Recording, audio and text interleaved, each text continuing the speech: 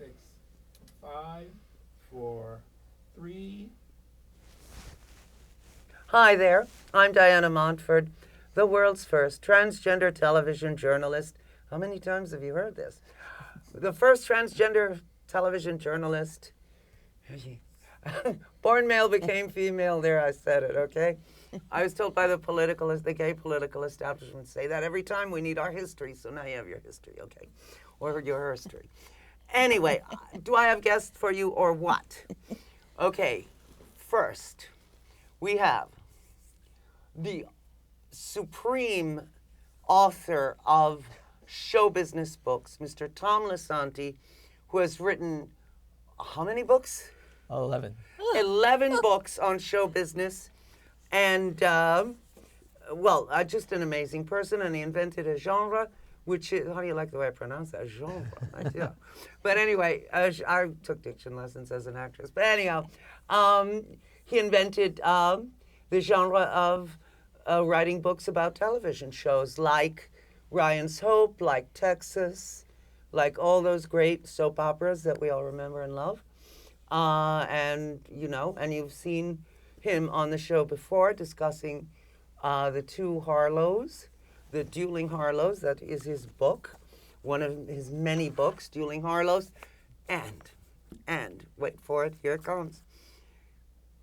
One of the ladies who was up for the title role of Jean Harlow in one of the 1965 Harlow biopics, a Hollywood legend, famous for starring in the cult film Eden Cried, has been a Las Vegas showgirl, gets around like mad, goes to Sardi's all the time, goes to Broadway plays. I should have her life. But anyway, the one, the only, Miss Carol Hollenbeck.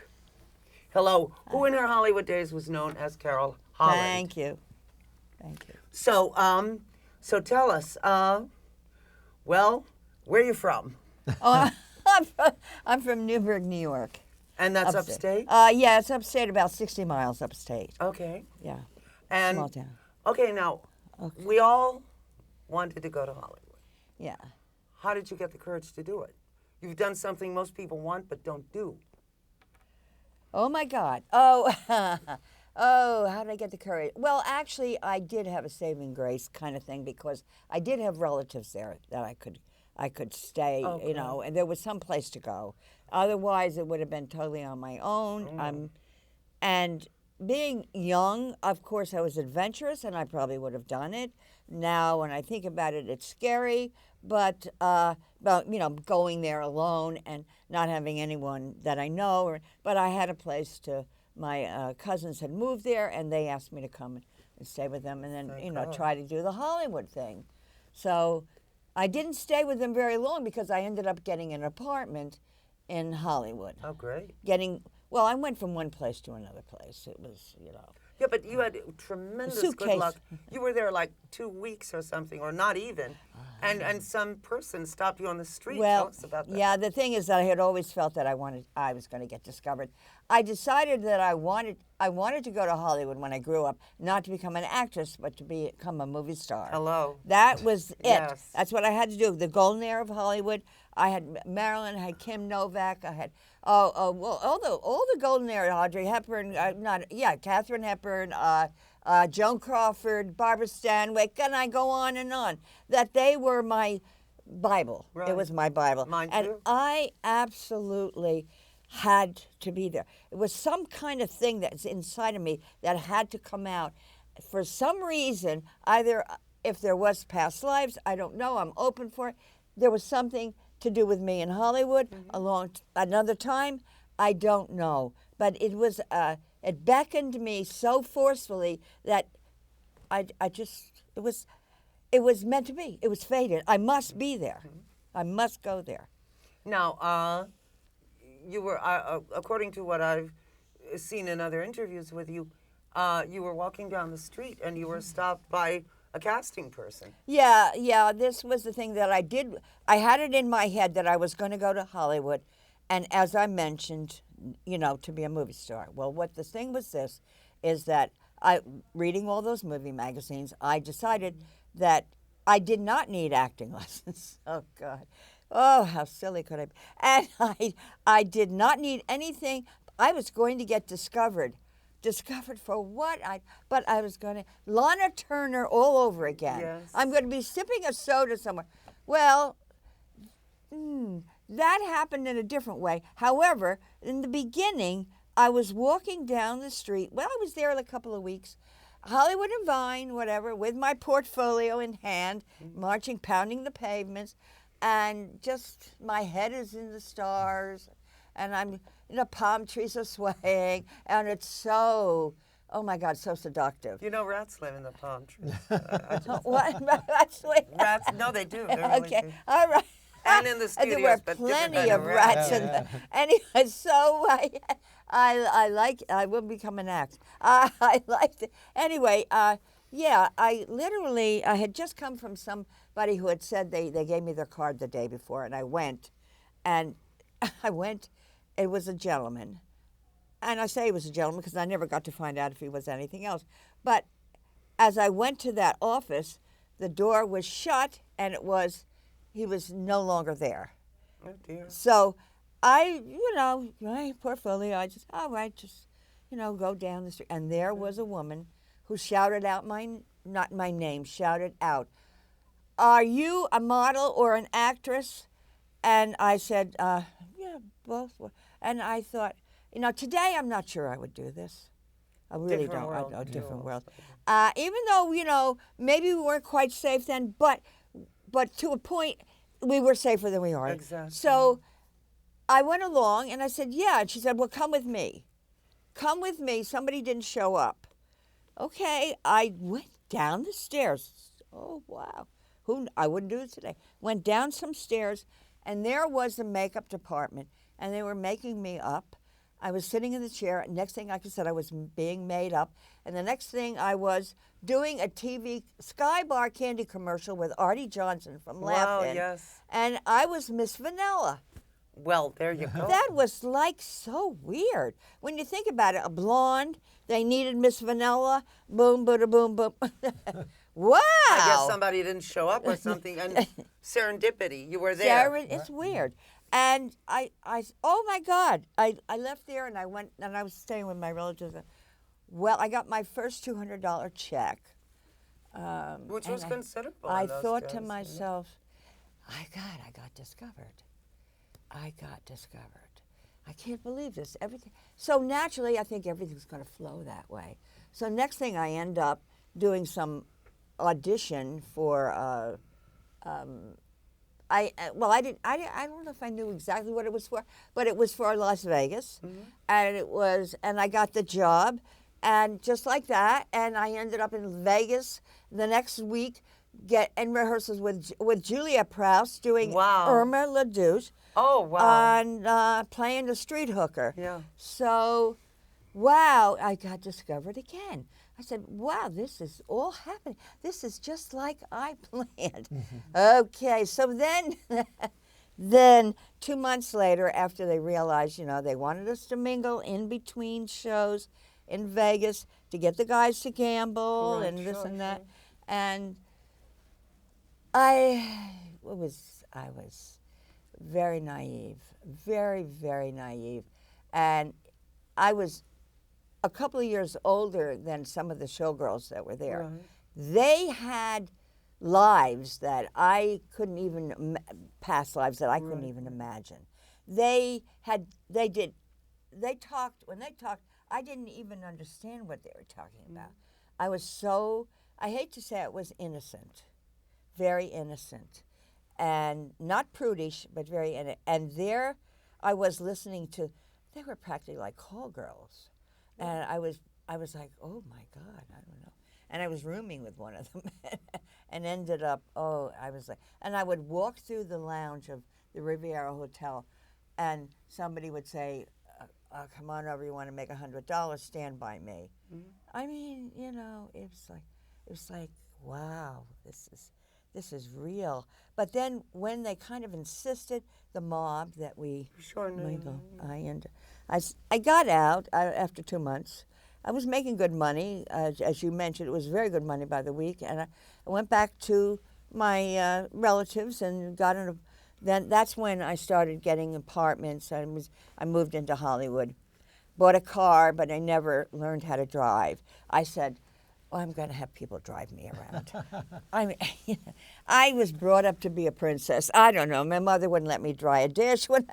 I mean, it's you don't know how to dry the dishes, you know. So it's like I was trained as Cinderella, trained a certain way, and so after that, I ended up pounding kind of the pavements, and then I ended up at Schwab's drugstore, sipping on a soda, and somebody came by. Oh, get out of here! Really? Tapped me on the shoulder. Yes, but anyway, and a nightmare begins. He wanted to tap other parts of you. No, he said, you're an actress. I said, oh, I had the portfolio. He said, there's somebody over across the street. This is like a Hollywood Boulevard. And it was 12 noon in the afternoon. And he'd like to see you as an agent. I said, okay, fine. Now, normal 12 noon, nice day, sunny day. You know, you're going for an office. Right, you're not going to a hotel room. And I go to the office, and the guy ushers me in the door, and he sits. You know, I sit on the couch, Right. and he leaves. He shuts the door, and next thing, this guy comes in, burly guy, the cigar dangling out of his mouth, and very gangster looking, and sits across the desk and peers at me, and without saying a word, just comes right over and jumps on top of me on the couch, pushes me down, tries to attack me, or he did attack me, and I got out of there, and I don't know, but the grace of whatever, I don't know how I got out of there, but I got out of there. I grabbed my stuff, and then he said I would not work in that town again. Turned out to be somebody that my darling Frank Sinatra, who I love, knew, but was on the outs with and was giving him up. So I found out later Frank Sinatra didn't want anything to do with him anymore. He was a very big manager at the time, but a real womanizer, and because Frank Sinatra wasn't that way. He was a good gentleman in many ways. So, and I didn't even know him, but I found that out. And I don't want to mention the name because the name was well known. Go on, he's dead. Well, we'll just say the first name is Hank. Okay. He ended up, and then so that's how the casting couch reared its ugly head. Yeah, but that was, I remember in the mid-'70s when I was a young actress. Sure. I could tell you a story about Joe Franklin. Oh! But I won't. I won't. Oh! But I won't. Oh, you too? Oh, one of my friends. Well, Oh, yeah, I know. yeah, you like getting real friendly. Huh? I know. I dated him. Yeah. Yeah, I dated You Frank. need these better than that. Holy gee, you dated him? No, I'm kidding, Yeah, I'm kidding. yeah. No, I did. Yeah. You dated him? I like Joe, yeah. I know. Holy. Okay. Well, I want to hear it sometime. I really do. Nothing happened because I wouldn't let it. No, I agree. Nothing happened with me because he'd actually, I have to tell you the truth. He told my friend Laura, and we're having a regular conversation. He told my friend Laura, who was going around with him, taking her to shows and stuff, that he was in love with me. Oh, Back in those days, nice. yeah. He took me out several times. I have to say he was a gentleman, but he never did it. One freaking thing for him. I didn't know. He didn't do my, no. You didn't do anything for me. Yeah. There was sort of like promises made, but Implied promises. and not I actual. did not come forth with anything. Neither and did I. I don't remember him doing too much, but I knew that he had a thing for me, but Better you than me, babe. I understand. I totally get it. Okay, now, here we come. The biggie. You're up for the part of Harlow. Yes. Oh, let's show the book. Oh, yes, we have. This is Dueling Harlows by Tom Lisanti. It is a book, obviously, about the two biopics. Yes. Yeah. And why don't you tell us about that? Sure. It's in 1965. two rival producers decided to do a biography of Jean Harlow. One was Joseph E. Levine. He was doing a big budget color production for Paramount Pictures with Carol Baker playing Jean Harlow. And the other was a small independent company called Electronovision. Bill Sargent was the producer. And he chose Dorothy Provine originally to play Jean Harlow, but let her go and replaced her with Carol Lynley. Levine thought, because of the power of himself and Paramount, that they could run Sargent's film away, but Sargent was a feisty guy, and he, no matter what they did, he continued with his Harlow. So it became basically a race to get Harlow to the screen first. I did a self-published book in 2010 that I was unhappy with, and about 2 years ago I decided to redo it and get new interviews. On Facebook, I was contacted by Carol, and she sent me a private message saying that she's a huge Jean Harlow fan, and she wanted to buy my self-published book. And I told her, oh, don't. I said I kind of took it off of Amazon. I'm redoing it. It's going to be more professional. McFarland and Company is going to publish it, and I'm adding new interviews. And she said, well, I was a 60s actress during the time. My name was Carol Holland, stage name, and I have connections to both Harlows, with the Bill Sargent Harlow and the Joe Levine Harlow. And I said, oh, wow. And that's how we got together. And I interviewed Carol for the book, and she's in there with a couple of pictures. And she could tell her story about her involvement with them. Yeah, I am. Are your eyes okay? Why are you Oh wearing yeah, sunglasses? what? Yeah, oh yeah. Oh, because I feel more comfortable. She's in her 60s starlet mode now. I'm in 60s starlet mode. I have to. I'm talking about Hollywood, so I got to play the part. Okay. You got to look the part. I'll play Lassie. I feel. She's funny. And you haven't seen me naked. Okay. So you were saying. You haven't. Oh God. Okay. And you don't want to see. Okay. You whatever. don't want to see me naked either. Anyway, yeah, I had a manager at the time who, and you mentioned to me he was quite smart to do something. I can't remember. We were talking about, and yes, I absolutely. He was managing me because when I moved to Hollywood after Vegas and whatever, I ended up getting involved with this manager, and he was not a person to. He wasn't gay or anything. He just we had a business Just a business, relationship, yeah. and I mostly slept a lot on his couch there or whatever. And he was promoting me as the next Marilyn Monroe because she had just passed away, and that was, I was there at 63 or 62. But anyway, he was promoting me that way, and I was considered to be a contender for the Marilyn Monroe, Right, yeah. which I felt, and I still do it, and I'll get to it was that it was kind of like, somebody mentioned it might have been a kind of a curse, and in some cases, I never felt good about doing that for some reason. But anyway, it might have. But Kim Novak would have been a better fit, I think, for you than Marilyn. Oh, yeah. Well, that one I really was crazy about Kim. I love Marilyn, but I was crazy about Kim Kim Novak. had a lot more class.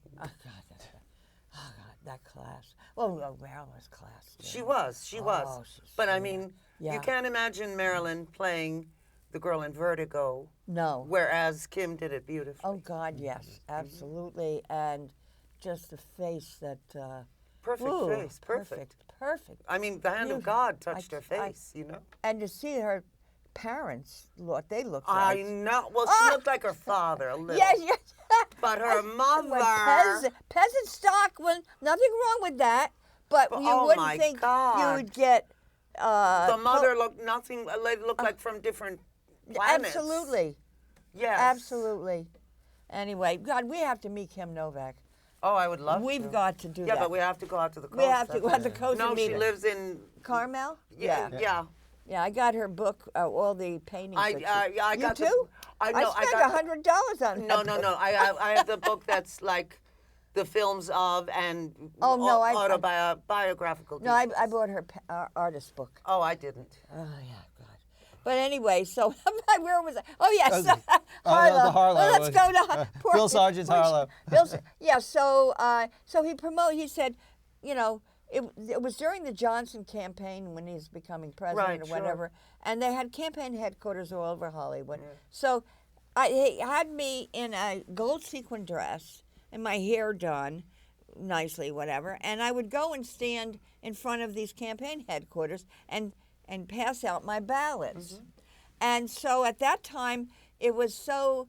And Goldwater was running opposite Yes, LB. yes. So I wasn't a political person, whatever. But anyway, I wanted to be a movie star.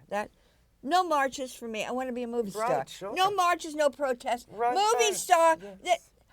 Really shallow. Well, anyway. Oh, in acting class, we always used to say, "Oh, I just want to make a living." We all wanted to be big fucking movie stars. That's what we really. That's what we really But we want. didn't say it. No, we didn't say it.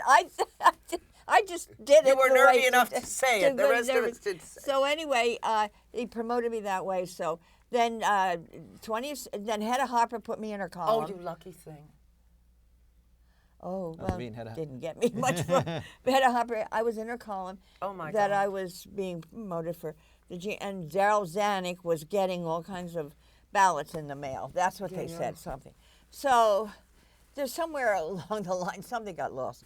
I did, yeah. So So then I had a meeting with Bill Sargent and an interview and. After Dorothy Provine And they were going to see me again, Yeah, but they fired that him. was before they got Carol Lynley.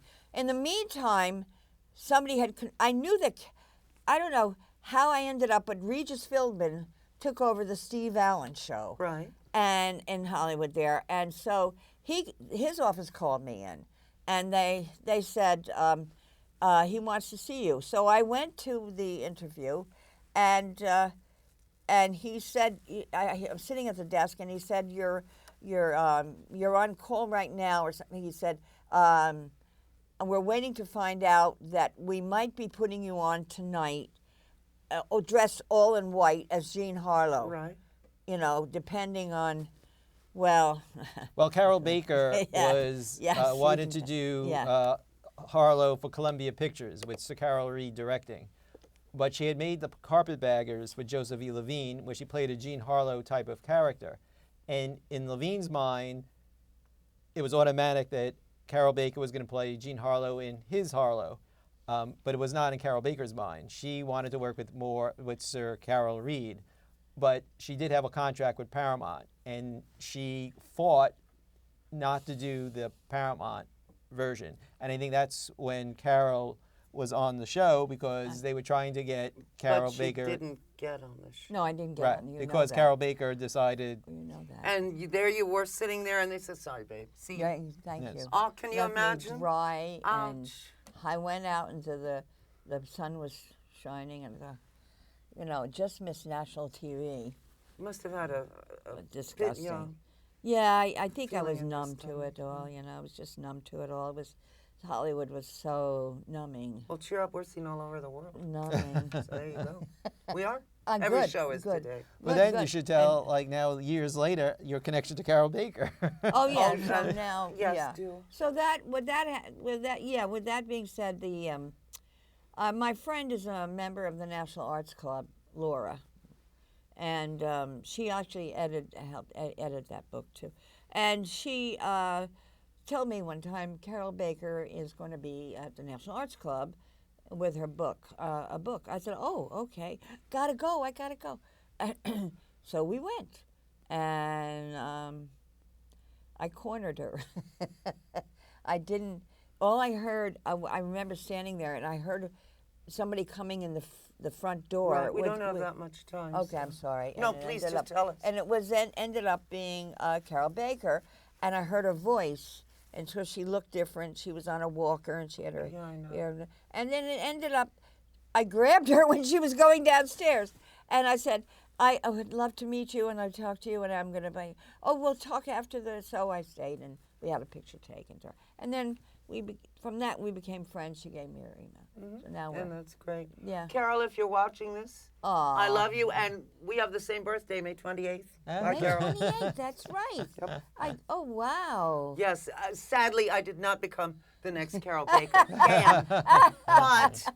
But I can bake a cake. Anyway, here's our wonderful Carol Hollenbeck, then known as Carol Holland. This is a book that she's written, and stick around for part 2 next time, and we'll talk all about her wonderful books. And Tom will tell us all about his wonderful books. And I have not written a book. But anyway, here's Carol in her Hollywood days. And what time? Okay. Oh, show Moment of Blonde Madness. Oh, we'll do that. No, Oh, yes, okay. no, But I wanted them to That's see. next. Yeah, Oh, that's next. I'm sorry. No, but I wanted them to see your face for the world to see, as Liz Renee said. Liz Renee, yes. But, I know that name, too. yes. And of course, here is the beautiful Carol Baker as Jean Harlow. Here is the beautiful Jean Harlow as Jean Harlow. And here's the beautiful Carol Lynley as Jean Harlow. And here we will put your photos here so they are safe and well. And, okay, if you had any advice for young actors, I know we're supposed to say actresses, let's be real, for young actresses today who want to be movie stars or TV stars or whatever they want to be, because, you know, movies aren't what they used to be. What would you tell them? Just to forget about it and study and become, do the whole, go to London and go to RADA. I mean, if you're going to do acting, and don't be like me and say, oh, I want to be a movie star. It doesn't really work, I don't But think. it did when you thought of it, because it was a different time in a Yes, different world. yes. And you could be discovered and be a movie Yes. star. Yeah. Lana Turner never won any awards for acting, was- but she was a movie star. She was. I get a piece she of the was good. action. And she was There you a go. piece of the action. And I did it for a day, like Queen for a day, movie star for a day. Well, it's more than most people more get. than most people. I had a world premiere in my hometown. There you yeah. go. And we didn't discuss Eden Cried. Oh, We will discuss it in our next show with Carol, and that is part 2, and that is coming up next time you see the show. We will be discussing. All right, just very quickly, Eden Cried is a cult film, and it stars Carol Holland, now Hollenbeck. I'm Diana Montford. This has been the Diana Montford Show. My guests have been Tom Lisanti, author of 11 books on show business, including Dueling Harlows, and Hollywood legend Carol Hollenbeck, then known as Carol Holland, star of Eden Cried. I'm Diana Montford. This has been the Diana Montford Show. I love you, and I will see you next time. Bye. that's sweet. Lovely.